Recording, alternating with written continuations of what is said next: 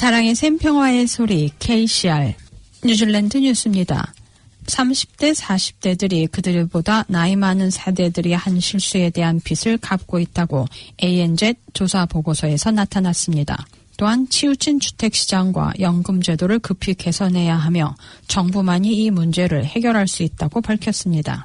세대 간 불평등이 가속화되고 있으며 수십 년 동안의 주택 공급 실패는 30대와 40대들의 희생으로 인구의 반을 부유하게 했다고 보고서는 밝혔습니다.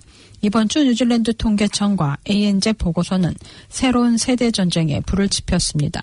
통계청 보고서에 따르면 자가주택 보유율이 거의 70년 만에 최저치이며 주택 소유는 젊은 사람들에게는 훨씬 더 가능성이 적어졌습니다. 또한 감소된 자가주택 보유율은 재산을 상속하는 능력이 감소하고 이는 젊은 세대와 나이 든 세대 간의 분열을 악화시킬 잠재성이 있다고 밝혔습니다. ANZ 보고서는 코비드-19로 증가한 국민의 빚과 감소한 주택 소유 가능성이 불균형하게 이어지고 이는 젊은 세대에게 기후변화와 노령인구 증가로 인해 지워진 짐 위에 더해지는 것이라고 말했습니다. ANZ 은행의 수석 경제학자는 다음 주에 GDP 수치가 두 자릿수로 반등할 것으로 예상하지만 그로 인해 내년에 경기 침체 가능성이 커질 수 있다고 말했습니다. ANZ 은행은 코로나19를 성공적으로 억제한 덕분에 경제가 놀랄 만큼 회복세를 보이고 있으며 3분기 GDP가 14% 상승할 것으로 전망했습니다.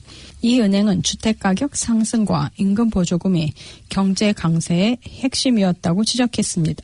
샤론 졸로 ANZ 은행 수석 경제학자는 하지만 이 같은 반등으로 인해 올해 4분기와 2021년 1분기에 GDP가 감소할 가능성이 커져 경기 침체로 이뤄질 것을 예측했습니다.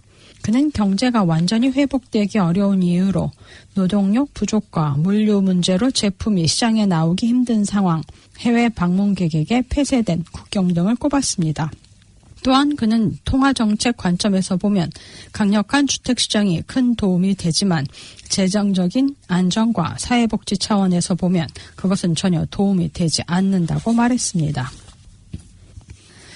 ASB 은행의 최신 자료에 따르면 3월 코비드-19 팬데믹이 시작되고 국가가 봉사되고 많은 주식시장들이 하락했을 때 키세이버 고객의 6%가 저위험 보수형으로 전환했습니다.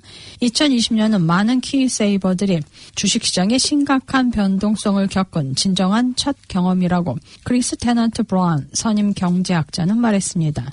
2019년 가장 좋은 성적을 낸 반면 3월에 급격한 하락을 경험했지만 이로 인해 고객들이 자신의 투자 목표와 기간에 초점을 맞추는 것이 얼마나 중요한가를 보여준다고 강조했습니다. 일부 고객은 성장형에서 저위험 보수형으로 전환하거나 투자 의향을 접기도 했으며 이로 인해 1년치 목돈으로 넣는 키세이버 금액이 3월에 급격히 감소하여 아직 코비드-19 이전 수준에 이르지 못했습니다. 원뉴스 콜마 브런튼의 최근 여론조사에서 대다수의 응답자들이 정치적 임기 기간을 3년에서 4년으로 바꾸는 것에 지지를 하고 있는 것으로 나타났습니다. 응답자의 60%는 4년으로 늘리는 데 지지하고 있으며 이는 7년 전의 같은 여론조사 결과에 비해 5% 정도 늘어났으며 36%는 변화 없이 지금과 같이 3년의 임기를 지지하고 있습니다. 아던 총리를 포함해 주디스 콜린스 내셔널 파티 당대표와 액트의 데이비드 시모아 당대표 그리고 그린의 마라마 데이비슨 공동 당대표 등은 많은 국내 정치인들도 4년으로 임기를 늘리는 데 동의하고 있습니다. 뉴질랜드는 정치적 임기를 3년으로 가고 있는 몇몇 되지 않는 국가들 중 하나로 오는 2023년 총선에 이에 대해 국민투표로 결정하도록 준비하겠다고 크리스 파포이 장관은 밝혔습니다. 뉴질랜드 통계청이 오는 2050년에는 뉴질랜드 총 인구가 600만 명에 달할 것으로 예상했습니다. 통계청이 최근 발표한 자료에 따르면 2050년에 인구 600만 명에 도달할 것이며 출생률과 이민자 동향에 따라 이보다 더 빨리 도달할 수 있는 것으로 나타났습니다. 자료에서 오는 2025년에는 총 인구가 510만 명에서 550만 명 사이가 되고 2030년에는 550만 명에서 590만 명 사이가 될 것으로 예상했습니다. 인구 통계 담당자는 총 인구는 지난 2003년에 400만 명을 돌파했으며 이후 500만 명을 넘어서기까지 16년이 걸렸다고 설명했습니다.